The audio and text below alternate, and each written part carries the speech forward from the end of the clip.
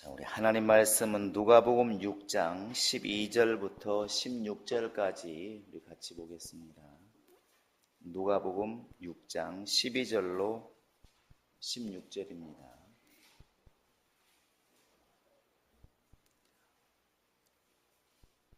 같이 읽겠습니다. 시작. 이때 예수께서 기도하시러 산으로 가사 밤이 새도록 하나님께 기도하시고 밝음에 그 제자들을 부르사 그 중에서 12를 택하여 사도라 칭하셨으니 곧 베드로라고도 이름을 주신 시몬과 그의 동생 안드레와 야고보와 요한과 빌립과 바돌로메와 마테오와 도마와 알페오 아들 야고보와 셀롯이라는 시몬과 야고보의 아들 유다와 예수를 파는 자 될 가롯 유다라. 아멘. 하나님 아버지, 오늘 또 이렇게 우리가 피곤한 몸을 이끌고 와서 하나님께 나와 기도하기를 원하오니 오늘 또 우리에게 기도의 영을 더하시고 우리의 간구의 영을 더하사 이 시간이 순서에 의해서 지나가는 시간이 아니라 하나님과의 만남에 성공하는 시간 되게 도와주시고 우리의 모든 약한 것들이 주님의 것으로 채워지는 시간 되게 도와주시며 하나님의 것이 신령한 은사로 우리에게 주어지는 복된 시간 되게 하여 주시옵소서. 특별히 하나님께 어려운 중에도 날마다 이렇게 믿음으로 헌금을 드리는 많은 이들이 있사오니 하나님께서 그들의 손에서 예물을 받으실 때 하나님의 더 놀라운 것으로 그들의 심령에 채워주시고 저들이 세상에 나아가 살 때에 정말 자기 것이라고 자기 마음대로 사는 이들보다 더 풍성한 삶을 살 수 있도록 하나님이 역사하여 주시옵소서. 감사하고 예수님의 이름으로 기도합니다. 주 앞에 늘 감사하는 여러분의 가정 속에도 환경 속에도 주의 복이 함께 하시기를 예수 이름으로 축원합니다. 이런 데 대답이 좀 컸으면 좋겠습니다. 언제부턴가 우리가 아멘 소리가 참 적어졌고 안 하게 되었는데 사실은 주의 말씀이라 생각하면 아멘을 하는 것이 그게 맞습니다. 할렐루야. 네, 복이 있기를 바랍니다.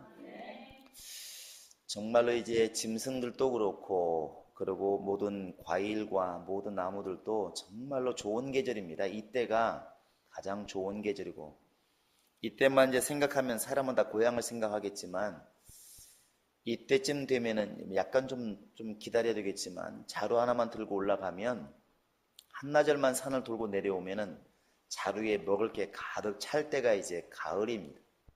그래서 머루로 채워지고 다래로 채워지고 그 다음에 우름으로 채워지고 하여튼 이렇게 먹을 게 풍성한 게 이제 가을철입니다.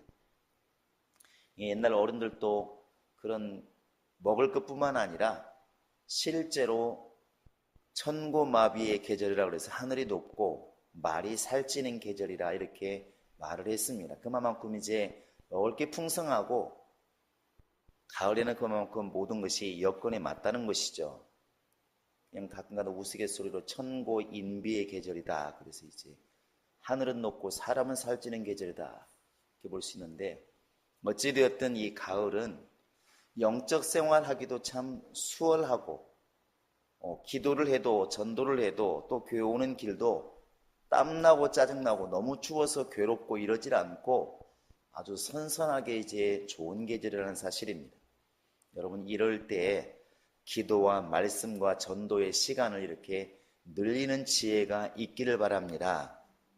또 금방 줄어들었으면 이걸 보려고 그랬는데 불과 한 2분 사이에 그냥 바로 이렇게 대답이 꼬리가 내려집니다.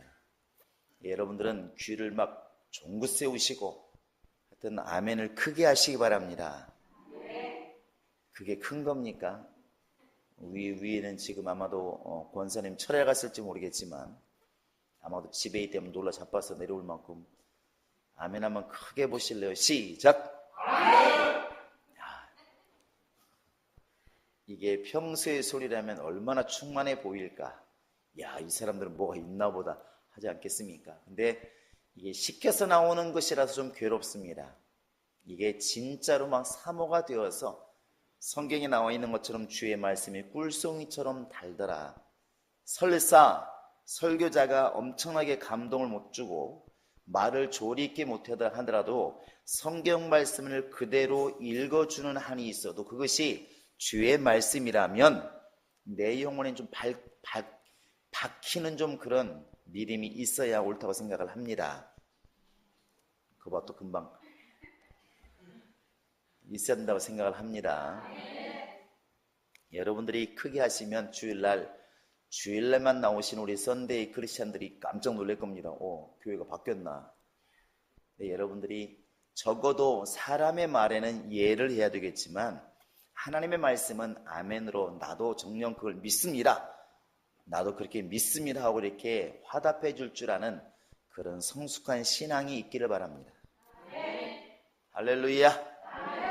의원아, 네가 의사라면 나를 고쳐보아라. 이런 태도는 주님이 가장 이렇게 경계하는 태도입니다. 여러분들이 그렇게 목사님 기도 많이 하고 성경 많이 봤으면 나를 좀 감동시켜 보시오. 이런 주님 말씀하십니다. 저놈을 내보내라. 이렇게 그러지 않겠습니까? 그런 태도는 열으시고 꼬마가 와도 그게 주의 말씀이면 거기에 생명이 있습니다. 몇 번 말씀드린 적이 있는데 그 나아만 장군이 문둥병이 들어서 그 사람 유대인도 아니고 하나님의 백성도 아닙니다. 이스라엘에 살고 있는 사람도 아니에요. 그런데 그 자기가 이스라엘을 이렇게 정복했을 때 잡아온 아마 하인이었겠죠. 그 여종, 그 적은 계집아이 하나, 그 아이가 자기 주인이 너무 이렇게 아프니까 너무 괴로워하니까 그렇게 말하잖아요. 우리나라에는 하나님의 사람이 있어서 거기 가면 나을 것 같습니다. 이렇게 말하잖아요. 그 나라는 무슨 의사가 없었겠습니까? 그 나라에는 약이 없었겠습니까? 그럼에도 불구하고 그 말 한마디 전해주는 그 계집아이 말 한마디, 그것을 정말 그럴 수도 있겠다 이렇게 받으니까 결과는 많은 우여곡절이 있었겠지만 병이 낫게 되었습니다. 하나님의 말씀은 어떤 통로로 오느냐도 물론 중요하지만 더 중요한 것은 어느 통로냐보다 더 중요한 건 주님의 말씀이냐 하는 것입니다. 우리 성도들은 그러한 믿음을 가지고 가시기 바랍니다. 그래야만이 우리 안에 임하신 성령을 따라 사는 사람이라고 이렇게 말할 수가 있다는 것이죠. 분명히 이렇게 이론적으로는 우리 안에 성령이 계신다고 말을 하는데 그 성령은 그냥 주무시게 놔두고 동쪽에 말씀이 있을까 서쪽에 말씀이 있을까 계속 이렇게 우리가 귀를 갖다 엉뚱한 데 돌려버리면 이미 신명기에 말하고 있는 것처럼 너희가 누가 저 바다 건너가서 말씀을 가져올 것인가, 누가 하늘에 올라가서 말씀을 가져올 것인가, 그렇게 하지 말아라. 하나님의 말씀이 심히 네게서 가까워서 네 입에 있고 이미 네 마음에 있으니 이렇게 말씀하신 뜻을 우리는 잘 이해해야 될 줄로 믿습니다. 여러분들이 이렇게 설교자를 통해서 또 성경을 통해서 때로는 우리 성도들을 통해서 하나님의 말씀이 위로라는 말로, 격려라는 말로, 때로는 설교라는 말로 전해질 때에는 여러분이 분별하셔서 아멘을 크게 하시고 그것을 내 것으로 만드는 지혜가 있기를 바랍니다. 조금 불안하긴 한데 다시 한번 크게 보겠습니다. 시작. 아멘. 우리는 이렇게 어찌되었든 영적인 것도 그렇고 말씀적인 것도 그렇고 신앙적인 생활도 그렇고 궁극적으로 누구를 닮아야 되느냐? 결국은 예수를 닮아야 됩니다. 그것이 가장 신앙생활을 잘하는 것이라 볼 수가 있습니다. 왜 그러냐면 하나님께서 아들을 이 땅에 보내실 때에 누구 말을 들으라 했냐면 너희는 저의 말을 들으라, 이렇게 마태복음 17장에 말하고 있습니다. 너희는 저의 말을 들으라.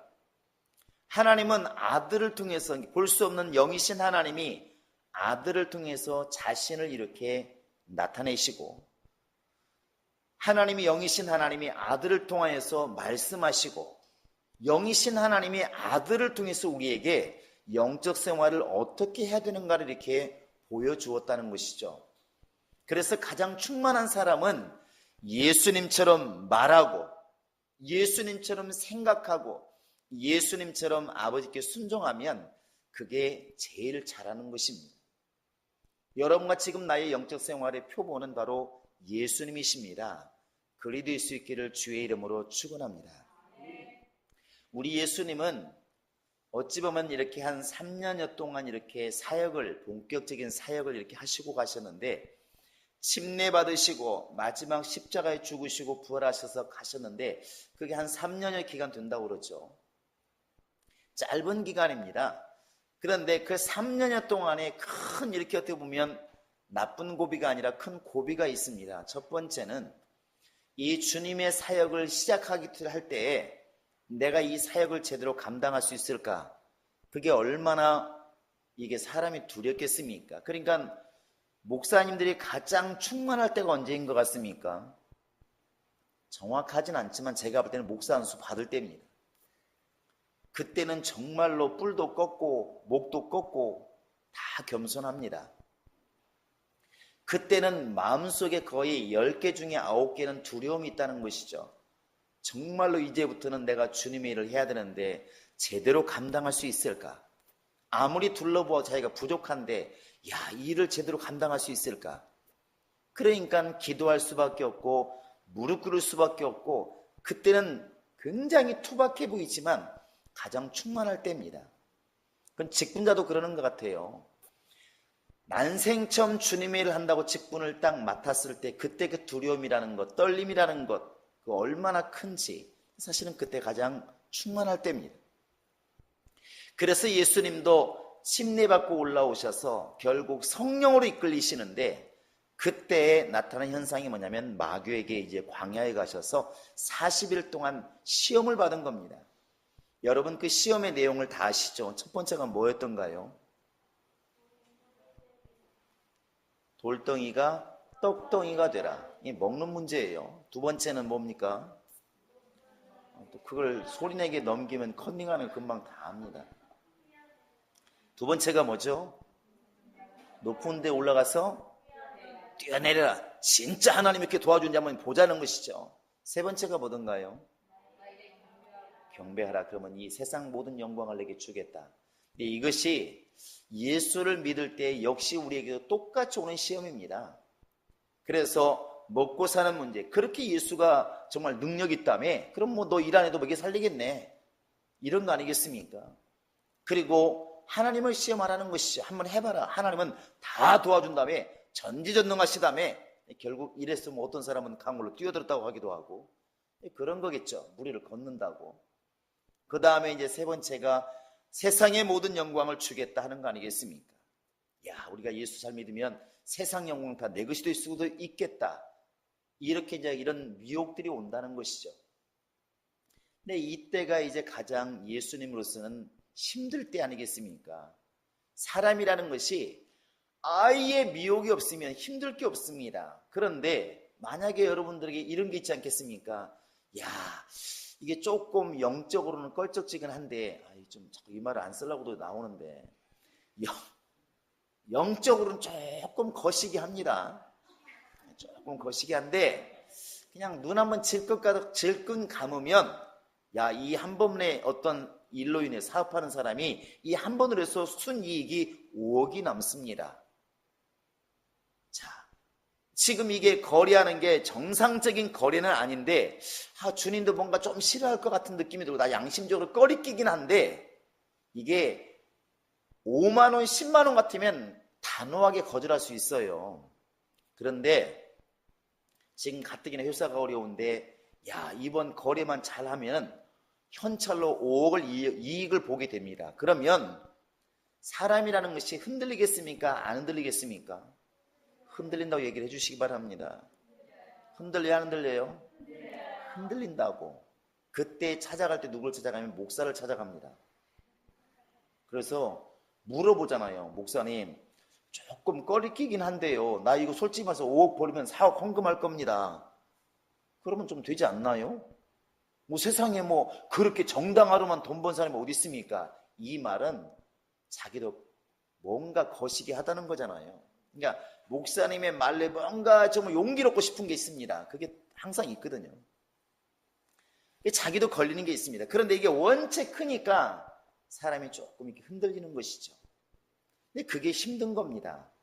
예수님이 지금 배가 너무 고픈 상황이니까 돌덩이가 떡돈이 지금 보일 정도인데 40일 금식했으니까 돌멩이가 떡으로 안 보이겠습니까? 우리가 이틀만 굶어도 눈이 뒤집히는데 40일을 굶었다면 얼마나 대단할까?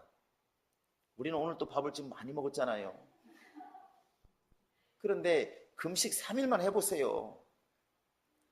맛있고 없고 그건 둘째 문제고 먹기만 하면 행복합니다. 40일을 굶었다. 그러니까 돌멩이가 떡덩이가 보일 만큼 정말 지금 답답한 상황이라고. 거기다가 떡 얘기를 하니까 얼마나 이게 정말 유혹이 되겠습니까? 더더군다나 뛰어내리라. 하나님이 네 하나님이라며 너의 아버지라며 한번 해봐라. 사람이 얼마나 미혹되겠습니까? 더더군다나 한번 눈 질끈 감으면 세상 영광을 주겠다는데 예수님의 첫 번째 고백이 바로 여기 있는 것이죠. 근데 이것을 마지막 주님 말씀하신 게 오직 하나님께만, 이게 답이었습니다. 여러분 따라해 보시기 바랍니다. 오직 하나님께만. 다시 한번 오직 하나님께만. 이것이 바로 예수님의 그 배고픔도 모든 유혹도 이길 수 있는 힘이었습니다. 오직 하나님께만. 그 다음에 두 번째 이제 큰 사건이 뭐냐면 오늘 본문이에요. 사장에서 마귀와의 싸움에서 이겼다면 그냥 이겼다고 끝나는 게 아니지 않습니까? 늘 말씀드리면 신앙생활은 내 영은 지금 잘 지킨다고 신앙생활 잘하는 것이라고 생각하면 안 됩니다. 분명히 주님께서 포도밭에 무화과나무를 심은 것이 있더니 3년 지나도 열매를 맺지 않으니까 어떻게 하라고? 말하기도 겁납니다. 찍어버리라. 그거 왜 밭만 버리느냐? 이렇게 말합니다. 주인이 원하시는 것은 열매라고요. 요한복음 15장에도 많은 열매 맺는 것이 우리 하나님께 영광이 되나니 너희가 내 안에 거하고 내가 너희 안에 거하고 너희는 내 안에 있으라. 왜 내게 붙어 있어야 되느냐? 그래야 말라 죽지 않고 많은 열매를 맺기 때문이라 기록되어 있습니다. 예수님께서도 내가 이제 마귀를 이겼으니까, 마귀를 위해서 유혹해서 이겼으니까 끝나는 게 아니라 더 큰 산이 남아있는 게 뭐냐면 아버지 뜻을 이루기 위해서 결국 복음을 전하고 제자를 택하는 겁니다. 이게 우리도 보면 알지만 제가 이렇게 사업하는 분들이나 모든 걸 보면 궁극적으로는 사람이었습니다. 사람. 처음에는 업종을 선택합니다. 집을 짓는 사람이든 장사하는 사람이든 처음에 이렇게 사업을 할 때는 그 업종을 생각해요. 내가 뭐 하면 좋지? 옷장사를 해볼까? 아니면 집을 져볼까? 하는데 한 1년, 2년 지나면서 결국 집사님 만나서 대화를 해보면 누구 때문에 못 해먹겠다? 사람 때문에 못 해먹겠다는 거 아니겠습니까? 사람 때문에. 그건 주의 일도 마찬가지 아니겠습니까? 예수님께서 이제 12명을 택하게 되는데 그때 예수님이 하신 게 뭐냐면 하나님께 이겁니다. 아까도 분명히 마귀에게 시험받을 때 마지막 예수님이 그 모든 유혹을 이겼던 힘이 어디에 있다고 그랬습니까? 오직 하나님께만 경배하라 이겁니다. 근데 오늘 여러분 말씀에도 보시면 알겠지만 자 한번 보시기 바랍니다. 12절만 한번 읽어보시겠습니다. 시작. 이때 예수께서 기도하시러 산으로 가사 밤이 새도록 하나님께 기도하시고. 밤이 새도록 뭐 했다고요? 누구한테? 하나님께를 여러분 오늘 밤에는 좀 잘 기억하시기 바랍니다. 하나님께. 지금 이 밤에 사람도 아니고 자연도 아니고 환경도 아니고 하나님께 밤새 기도하시고 그 다음에 그 하나님의 능력을 가지고 사람을 이렇게 택했다는 것입니다. 오직 하나님께. 그 다음에 누가복음 22장에 가보시면 이제 예수님이 정말 제자들에게 이런 말을 하잖아요. 나의 받을 침례가 있으니 내가 얼마나 지금 죽게 생겼나. 나 범민아 지금 죽게 생겼다. 나를 위해서 좀 기도해다오. 이렇게 말을 딴 때는 그냥 홀로도 많이 기도하셨는데 이때만큼은 누가복음 22장에서는 겟세마네 동산의 기도라고 말하지 않습니까? 땀방울이 핏방울처럼 될 만큼 간절한 기도를 하시는데 그때는 홀로만 기도하시는 것이 아니라 너희들이 나를 위해서 좀 기도해다오. 내가 범민하여 죽게 될 정도로 지금 힘들다. 이렇게 기도하십니다. 그때 그가 제자들이 분명히 3년 동안이나 같이 다녔던, 같이 먹고 마시고 동고동락했던 그 정말 제자들, 얼마나 예수님과 친할 것이며 얼마나 속을 다 알겠습니까? 말 한마디 하면 다 알 정도로 3년이면 그러지 않겠습니까? 그것도 우리처럼 이렇게 예배할 때만 지금 보는 것이 아니라 계속 같이 다녔습니다. 여러분 보시면 알겠지만 이렇게 해외여행도 열흘만 같이 갔다 와도 굉장히 친해지지 않습니까? 그래요, 안 그래요?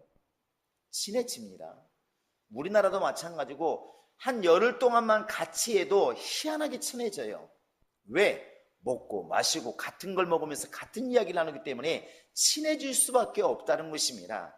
그래서 동창이 또 같은 고향이 이런 걸 자꾸 묻는 거 아니겠습니까? 예수님께서 3년 동안이나 같이 양육하고 끊임없이 가르치고 끊임없이 꾸짖으면서 많은 걸 보여주었던 그 제자들, 그들과 함께 이렇게 모여서 기도하면 어디 덧납니까? 그런데 예수님께서는 제자들에게 말씀하십니다. 너희는 여기 머물러서 기도해라. 나는 다른 데 가서 기도하겠다. 왜 그랬을까요? 아니 제자들 함께 기도하면 얼마나 좋은데 왜 굳이 홀로 가셨을까? 여기에 답이 있습니다. 그게 뭐냐면 오직 하나님께만 이겁니다. 예수님은 정말로 힘들고 어려울 때 찾아가는 곳이 딱 어디냐면 아버지 앞입니다. 요즘에 코람데오 이런 말 많이 하는데 하나님 앞에서 우리가 지금 해야 될 게 뭐냐면 이것이 회복되지 않으면 영적 생활은 계속 번민하게 되어 있습니다. 힘들면 사람을 찾아가고 억울하면 사람에게 하소연하고 뭐가 안 풀리면 자꾸 사람에게 이렇게 자꾸 얘기를 하게 된다는 것이죠. 근데 모세가 이렇게 아무 일이 없을 때는 백성들하고 함께 먹고 마시고 이끌고 있지만 정말로 홍해바다처럼 또 정말로 이스라엘 백성들이 막 이렇게 모세를 인정하지 않을 때 모세가 찾아가는 곳은 딱 한 군데입니다. 곳이라고 그러니까 지금 장소를 말하는 게 아닙니다. 오직 하나님께 찾아갑니다. 하나님이시여 왜 나 같은 사람을 불러서 이렇게 힘든 일을 감당하게 하십니까? 나 도저히 이 백성을 감당할 수가 없습니다. 어떻게 했으면 좋겠습니까? 이렇게 묻습니다. 결국 모세도 마찬가지고 엘리야도 마찬가지고 아브라함도 마찬가지고 야곱도 마찬가지고 그들이 다른 사람들과 다른 게 뭐냐면 정말로 위기가 있을 때 항상 홀로 하나님께 향했다는 것입니다. 이 야복강가에 우리가 야곱을 많이 이야기하지만 야곱이라는 사람이 밤중이 되었을 때 자식도 마누라도 소도 양떼도 먼저 보내놓고 남습니다. 왜 남았을까? 물론 겁이 나서 남았다 할 수도 있지만 사실은 그 밤에 나와서 그가 잠잔 게 아니잖아요. 뭐 했습니까? 밤새 기도하는 겁니다. 밤새. 그 지금 아무도 없는데 사람 들으라고 할 것 같으면 사람들 앞에서 기도하지 뭐하러 그렇게 홀로 기도하겠습니까? 사람에게 보이는 기도를 하는 것이 아니라는 것이죠. 이것이 정말 온전한 신앙입니다. 우리 성도들이 정말로 제대로 된 신앙을 가지고 있다면 어려울 때 보면 안다는 겁니다. 어려울 때 사람을 찾는 사람들은 신앙이 아직까지 자립하는 신앙, 하나님을 찾는 신앙은 아닙니다. 아직까지는 환경이 수월하기 때문에 신앙생활 잘할지 모르겠지만 예수님처럼 정말 그런 큰 유혹이 올 때, 예수님처럼 그런 큰 일을 감당하게 될 때에 반드시 그 사람은 사람을 찾게 되어 있습니다. 그건 어려워진다는 것이죠. 하나님이 원하시는 것은 오직 하나님께입니다. 오직 하나님께. 그래서 이사야서 31장에도 분명히는 도움을 청하러 애굽으로 가는 사람들은 화가 있을진저 이렇게 말하고 있습니다. 사람의 생각은 하나님이든 사람이든 도움을 청하면 되지 왜 안 되냐고 말하는데 하나님은 그렇게 말씀하고 있습니다. 오직 하나님께 나아와라. 너희가 지금 내 사람이 되었으면, 너희가 지금 내 안에 거하는 사람이 되었으면 나를 전능한 자라고 믿는다고 한다면 나에게 구하라는 것입니다. 나에게 도움을 청하고 나에게 지혜를 구하고 나에게 능력을 구하라는 것입니다. 그것이 성경의 가르침입니다. 할렐루야. 봐봐요. 그건 쏟아 죽었지 않습니까? 할렐루야. 그래서 이것은 누가 해줄 수 있는 게 아니고 우리가 지금 하나님을 안다면 우리 스스로가 지금 우리 태도를 돌이키고 가져야 될 믿음이라는 것입니다. 정말 우리는 지금 이런 믿음을 가지고 있는가? 정말 내가 어려울 때, 절망적일 때 정말 사람들에게 나 죽겠다고 또 때로 억울할 때 나 너무너무 억울하다고 이렇게 말을 해야 속이 풀리고 뭔가 누가 알아주니까 기분 좋은 그런 신앙이라고 한다면 온전한 신앙이 볼 수가 없다는 거 아니겠습니까? 베드로가 분명히 말하고 있습니다. 좀 억울한 일 당하면 어떠냐? 주님 생각함으로 정말 선한 것을 생각하고 참으면 그게 아름다운 거 아니겠느냐? 언제 예수님께서 억울한 일 당했다고 다 하소연한 적이 있느냐? 누구 앞에만 아뢰어라? 주님께 다 아뢰라는 것입니다. 찬송가도 있습니다. 주 예수 앞에 다 아뢰어라. 노래만 부르는 것이죠. 노래만. 그런데 사람은 약점이 뭐냐면 자꾸 힘들수록 의지할 곳을 자꾸 찾는다는 것입니다. 그게 주님이라고 말씀하고 있음에도 불구하고 끊임없이 사람을 찾고 사람을 의지하고 환경을 의지한다는 것입니다. 그것이 이제 우리 인간의 약점인 것이고, 여러분과 지금 이 밤에 우리가 기도해야 될 이유가 뭐냐면 그 약점을 넘어서는 믿음을 우리가 갖기를 원하는 것입니다. 할렐루야. 여러분, 우리가 이렇게 여호와 이레라는 말을 많이 쓰지만 사실 실감이 잘 안 나는 게 문제입니다. 아무 것이 없어. 물질도 없고 환경이 없습니다. 도와줄 사람도 없고. 그러면 그때부터 뭐가 떠오른다고요? 겁이 나기 시작하는 게 문제입니다. 겁이 있는 게 가장 문제예요. 이 겁은 다른 말로 말하면 두려움인데 이 두려움이 결국 우리 신앙을 망치는 경우가 많습니다. 그래서 요한일서에 보시면 알겠지만 두려움에는 형벌이 있다 이렇게 되어 있습니다. 온전한 사랑이 두려움을 내어 쫓나니 두려움에는 형벌이 있습니다. 이게 처음에 읽으면서 참 이게 좀 의아했습니다. 아니, 사람이 겁나는 게 당연한 건데 왜 그거 좀 겁을 난다고 때리는 경우가 어디 있나? 이게 말이 되나? 여러분 이해해 보시기 바랍니다. 왜 하나님께서는 두려움에는 형벌이 있다고 말씀하실까? 근데 우리가 그러면 두려움이 전혀 없어야 되는데 없습니까? 있습니까? 있다고 얘기를 하면 좀 은혜가 될 것 같아요. 있어요? 없어요? 겁나는 게 있잖아요. 우리도. 그러니까 보험 안 들면 겁나고 조금 이러다 병 날까 봐서 겁나고 이러다가 죽을까 봐서 겁나잖아요. 근데 참 죽을까 봐 걱정하는 게 제일 무서운 것 같아요. 근데 옆 사람은 말해주시기 바랍니다. 집사람은 걱정하지 마시오. 걱정 안 해도 죽는다고.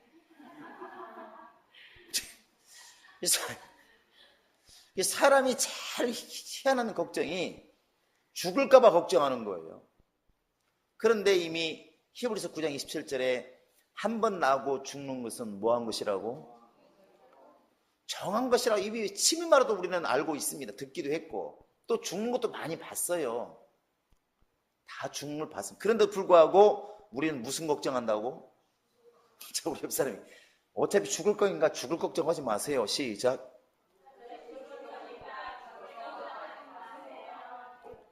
이거하고 똑같아요. 비가 막 소나기가 막 쏟아지는 날 어차피 가야 돼요. 우산이 없으니까. 그런데 비가 오니까 어차피 걸어가면 옷 다 젖습니다. 그런데 옷 버릴까 봐서 걱정하는 거 똑같은 거예요. 옷 버릴까 봐서 걱정은 똑같다는 것입니다. 그런데 하나님은 이 두려움이 없기를 원하고 있습니다. 그런데 무조건 걱정하지 말라는 것이 아니지 않습니까? 하나님께 맡기고 두려워하지 말라는 것입니다.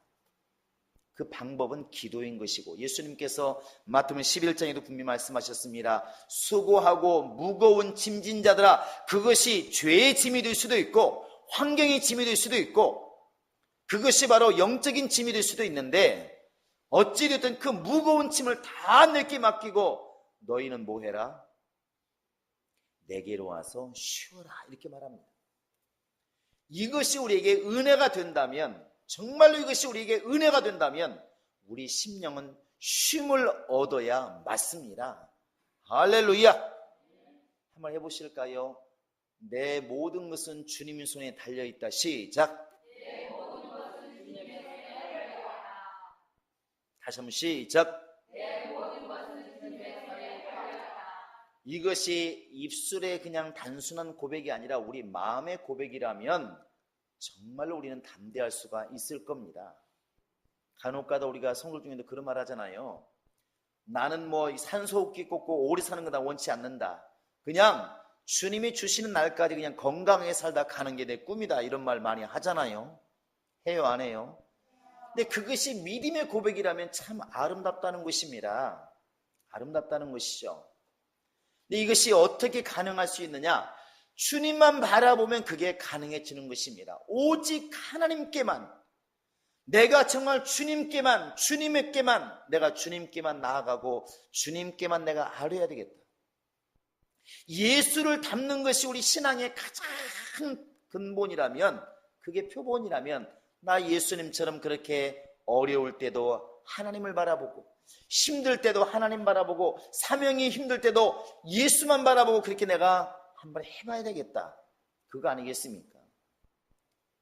그래서 홀로 산에 올라가서 기도하시고, 그 산이 지금 영험한 게 아닙니다. 그렇게 홀로 아버지 앞에 나아갈 수 있는 그 힘이 바로 그게 능력이라는 것입니다. 그게 믿음이 없으면 절대로 안 됩니다. 사람은 본능 중에 자꾸만 사람을 찾게 되어 있기 때문에 정말로 어려울 때 모든 걸 내려놓고 내가 주님께만 나아가서 주님께만 아뢰고 주님의 능력으로만 해결받으려고 하는 마음은 있지만 행동 자체가 이렇게 안 된다는 것이죠. 이것을 이루어가는 것이 신앙이 성장하는 것이고, 그렇게 해나가는 것이 그게 바로 믿음이라는 것입니다. 적어도 우리 금요철에 나오신 분들은 이런 믿음을 가지고 영적 생활을 할 수 있기를 바랍니다. 아멘이 영 마음에 안 들어서 똑같은 말 또 해보겠습니다. 금요철에 나오시는 분들은 적어도 평상시 좋을 때야 뭐 우리가 같이 나누고 가겠지만, 정말로 갈등이 있을 때, 힘들 때, 어려울 때는 가장 사랑하는 제 아들을 할지라도 좀 멀리 두고 정말 하나님께만 나아갈 수 있는 그런 용기와 그런 행동이 있기를 바랍니다. 할렐루야. 그게 신앙생활하는 것입니다. 사람들은 자꾸만 배경이 내 신앙인 줄 알고 있습니다. 그래서 뭐 여의도에 있는 어떤 교회에 나는 집사다, 또 마찬가지죠. 대형교회에 나는 집사다, 그래서 뭐 어쩌라고. 그게 능력이 아니지 않습니까? 하나님이 원하시는 것은 지금 네가 성령을 거역하지 않고 회방하지 않고 성령을 정말 네가 오직 따라 순종하며 살고 있느냐 하는 것입니다. 어떻게 할 수 있느냐? 예수님처럼 결정적일 때 모든 걸 다 내려놓고 아버지 앞에 나아가는 시간과 그런 믿음이 있느냐는 것이죠. 왜 제자들을 갖다가 다 배를 타고 건너편으로 가라 하시고 날이 저물었는데 굳이 주무시지 않고 산에 올라가셨을까? 산의 능력이 있는 것이 아니라 그 시간 하나님 아버지를 찾는 그 예수의 믿음이 우리가 지금 주의 깊게 봐야 될 믿음이라는 것입니다. 우리는 개인의 문제가 있을 때, 또 환경의 문제가 있을 때, 정말 가정의 문제가 있을 때, 사업의 문제가 있을 때 우리는 지금 제일 먼저 어디를 가고 계시나요? 그게 오직 하나님 앞이라고 여러분 대답할 수 있으면 신앙생활 잘하고 있는 거 맞습니다. 그건 산이 되었든 교회가 되었든 상관없습니다. 집에 골방이 되었든 모든 거 다 차단하고 정말 주님께만 나아가는 그 신앙이 우리에게 있다면 분명히 주님은 역사할 겁니다. 그래서 모세도 마찬가지고 한나라는 여인도 마찬가지고 엘리야도 마찬가지고, 여러분 그들의 전기를 쭉 읽어보시면 알겠지만 반드시 힘들고 어려울 때 하나님께 아무도 없는 곳에서 홀로 하나님께 정말 독대하는 모습들이 분명히 나와 있습니다. 우리 예수님이 그런 모습을 우리에게 오늘도 보여주셨고 계속 이런 모습을 우리에게 지금 보여주고 있다는 것입니다. 우리가 지금 이 밤에 기도해야 될 것은 바로 이것입니다. 하나님, 나도 사람의 성경을 가지고 있어서 힘들 때는 자꾸만 누군가가 내 말을 들어주었으면 해서 말하고 싶은 마음도 있고, 사람에게 의지하고 싶은 마음도 있고, 환경이 뭔가 잘 풀리면 왠지 담대함도 생기고, 이게 사람이겠지만, 그러나 이것을 넘어서는 믿음, 예수님처럼 힘들 때든 좋을 때든 하나님을 기억하고 하나님께만 나아가는 그런 시간과 용기와 그런 행동이 내 안에 먼저 있게 하소서. 예수님이 이것을 골방의 기도라 이렇게 말합니다. 골방에서 기도하는 것 주님이 다 들으신다. 여러분과 나에게 이런 믿음이 있기를 주의 이름으로 축원합니다.